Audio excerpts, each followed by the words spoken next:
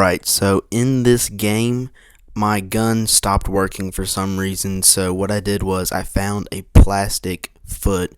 It was a Halloween prop that they had just left on the field. So I pick it up and I go outside the base, and I have no gun on me. And I find some of the enemy. I just casually walk up behind them, and you see what happens next.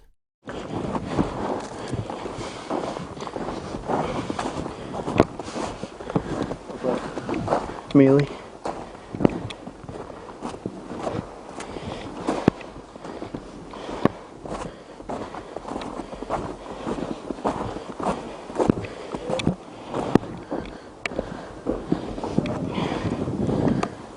That's a hit. I would like to thank T from Louisville Task Force Airsoft for making the introduction that you saw. Their link will be in the description below. Please remember to comment, rate, subscribe. Bye.